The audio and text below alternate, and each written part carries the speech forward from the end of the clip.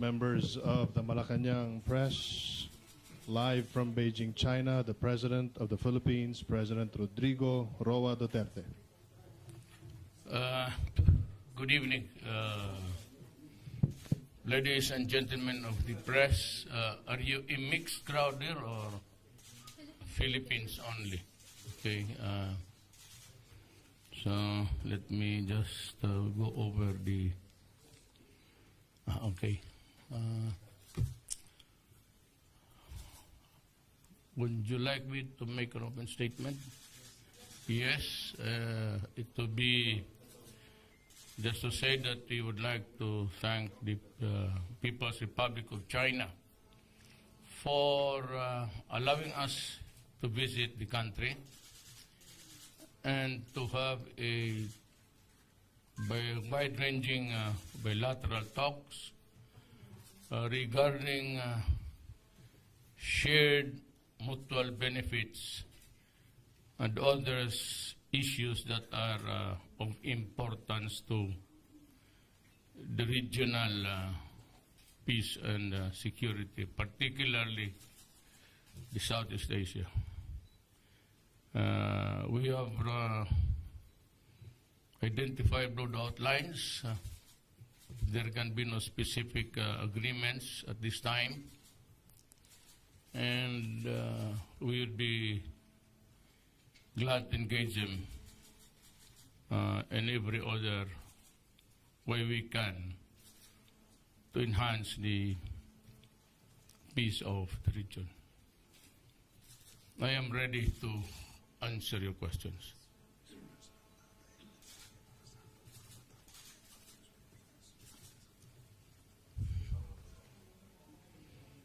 Yes.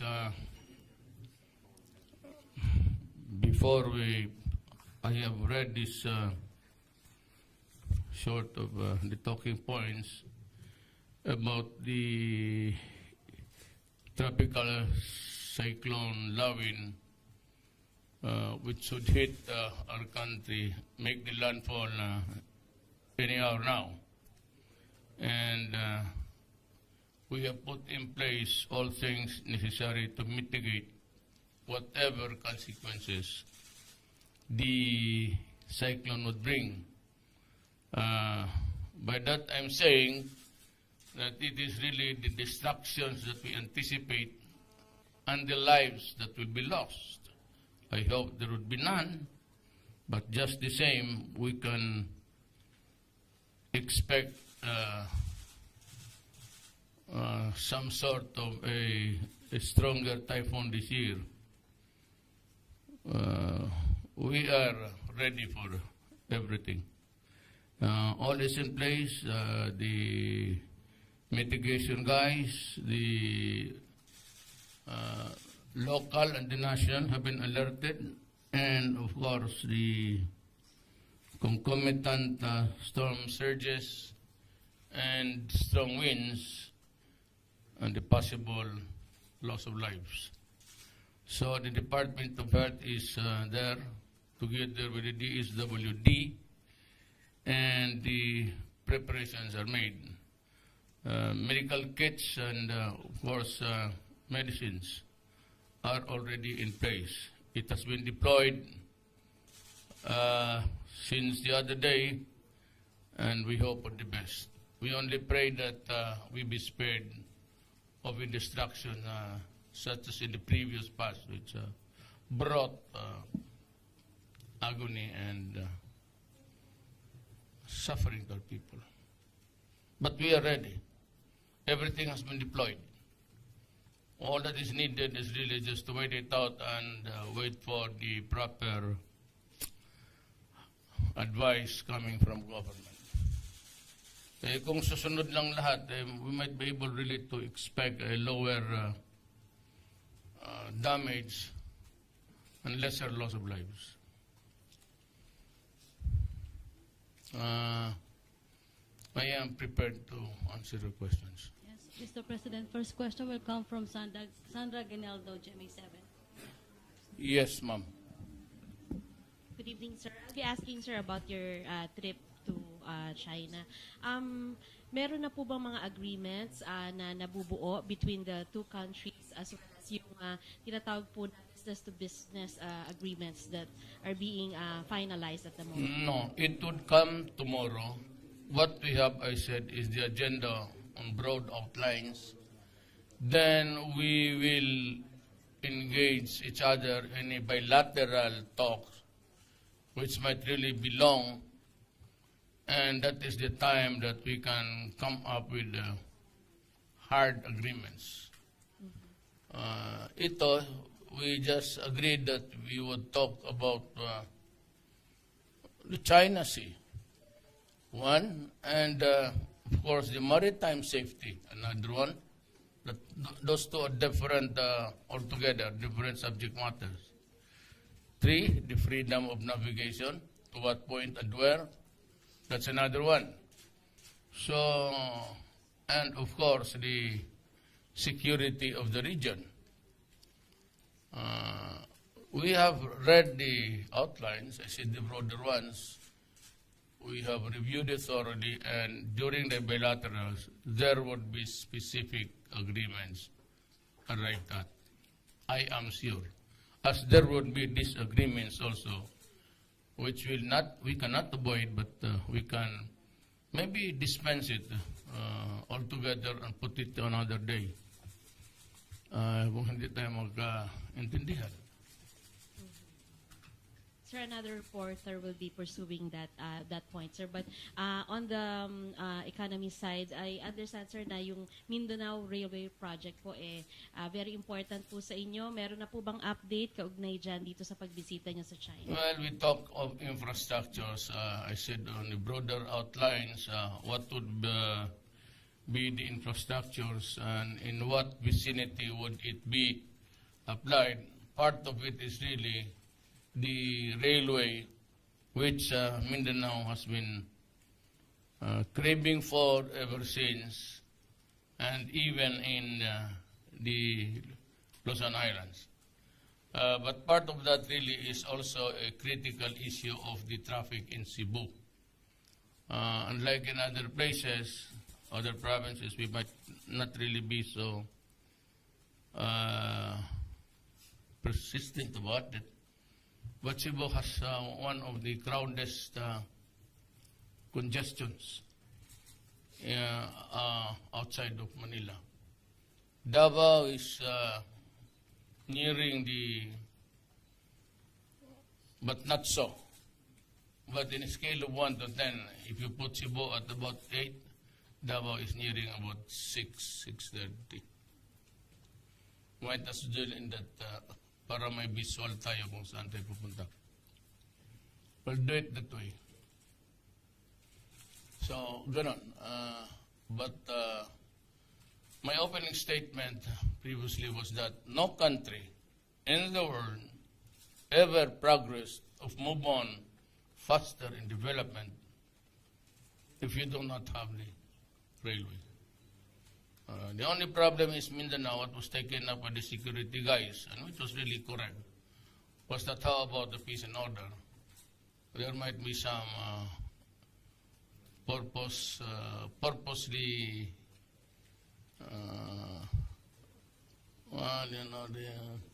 the gangster and all, they might derail the trains and things like that. But I said hand in hand with really with the improvement of the lives of the people would be the accompanying lessening of rebellion. And there's enough livelihood for everybody. I think we can move on with our country to a new degree of civilization. Thank you, Sandra. Next question from Pia of Rappler. Rappler.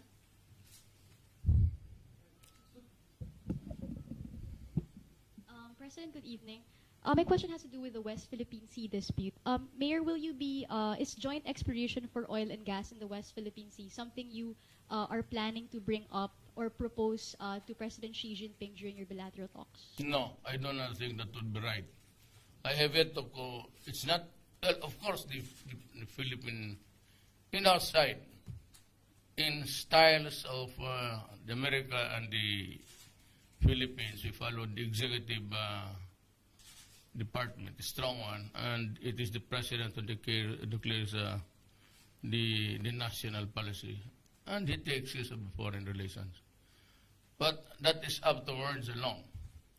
But if you plan to give up something, if you plan to give up, or if you plan to share what you have, if it is really yours, then you cannot talk about it openly on your own.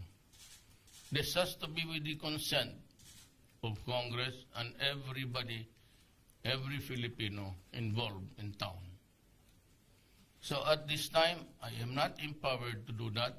I cannot give something, and I cannot also add what has not been given me. Sir, follow-up question.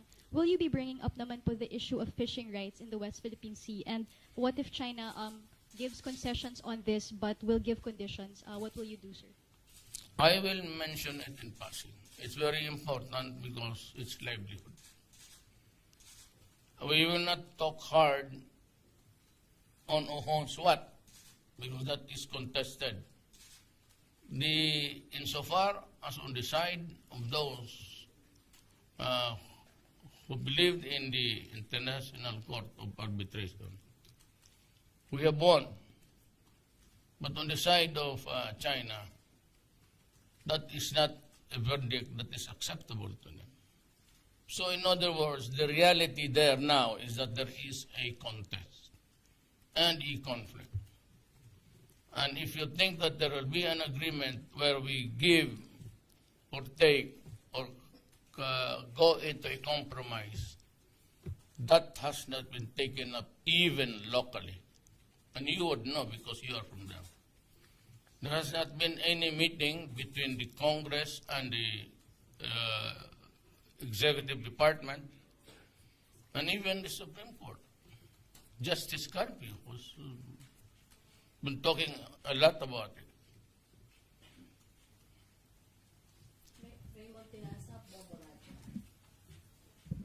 Sir, good afternoon. Yes, sir. Sir,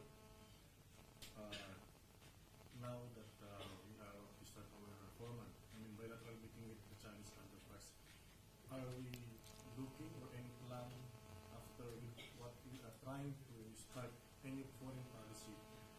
Are we trying to seek or start a joint military or any military alliance with our Chinese counterparts? There will be no military alliances entered into.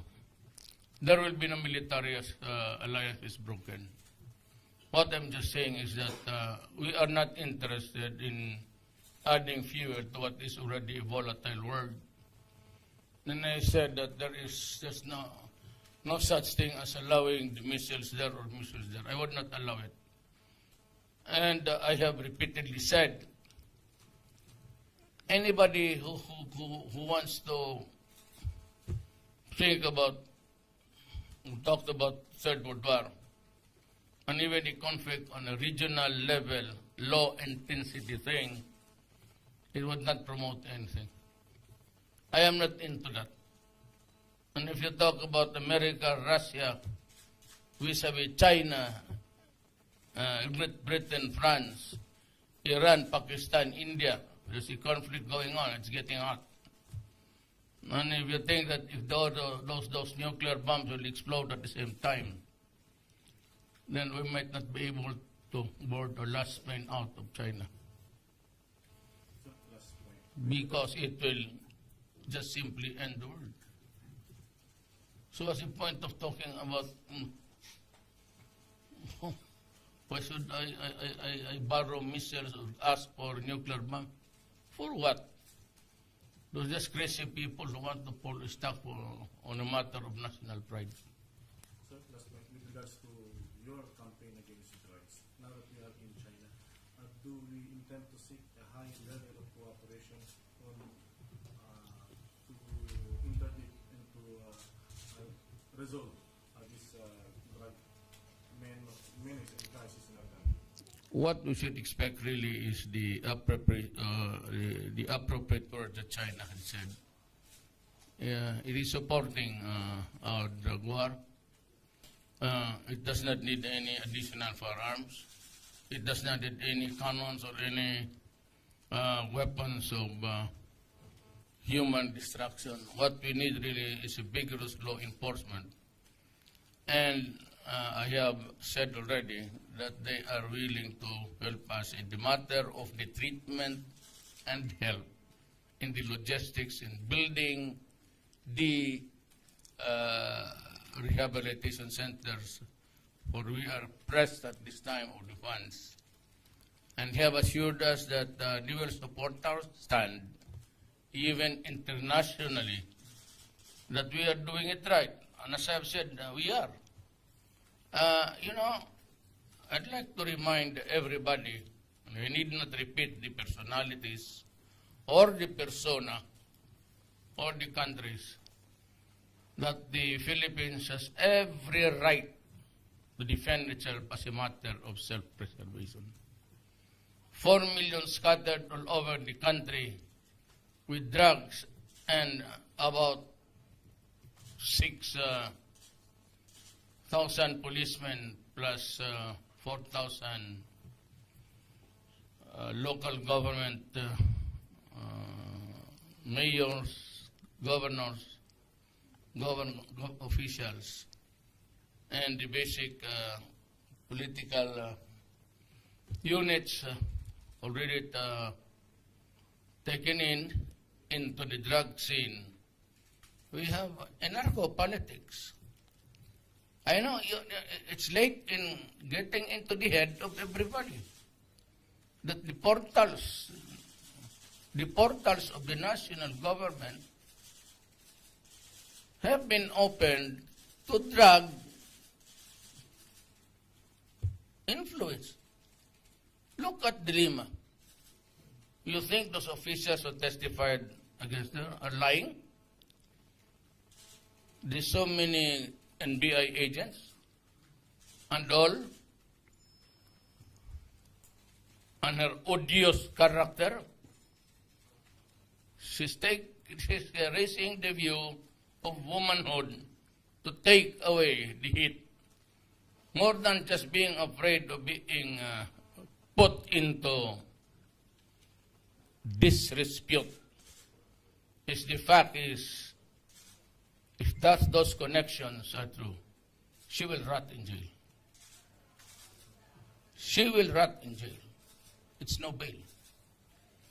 Because not only did she encourage in allowing Shabu to enter in and out in trafficking, she was a principal by direct participation. She could be the indispensable cooperation, which is the second stage, because without her, those doors would not have opened. Or if it's really a conspiracy, it's really the act of one is the act of one. With the testimonies of those who lied and previously, and given the test of the crucible of direct cross-examination, and put it to test, I'm telling you now, she is in danger of going to jail. And remember, the moment the indictments are charged in court, there is no bail. And she could be what Gloria Arroyo suffered. So, yan. Kamapans. Mr. President, any directive for the PNP regarding use of violent dispersal in front of the U.S. Embassy? Well, ganito yan. Whether it is a friendly or a not so friendly embassy all over the world, we are bound by international rules, and that we have to allow the establishment of embassies, especially if you have citizens in that country to protect. Now, I do not know what happened. I was just shown with the footage. I am not ready Though I think the demonstration was made in the premises of the U.S. Embassy. And there was a dispersal, and given my orders for a maximum tolerance policy sa police, let them, as I said early on, if you want to demonstrate, tell me.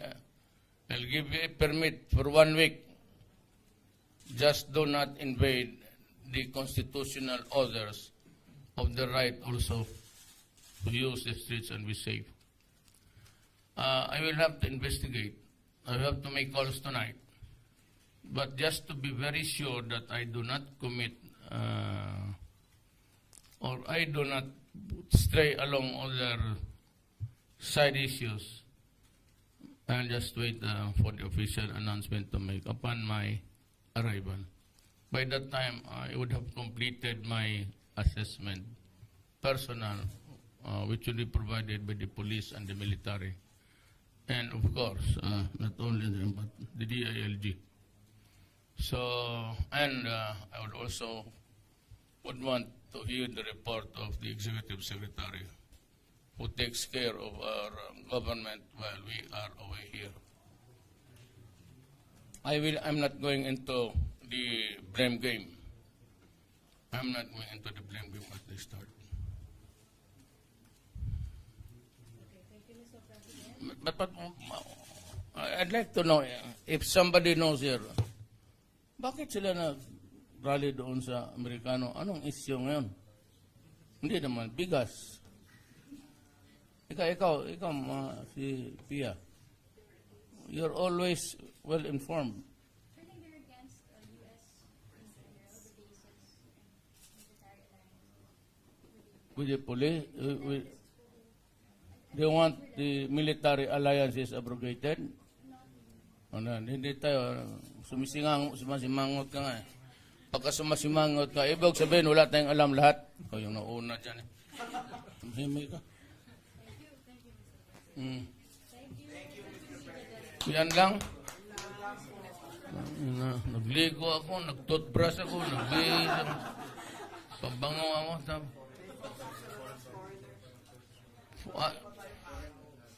Ito, kasi ito, mga ano to.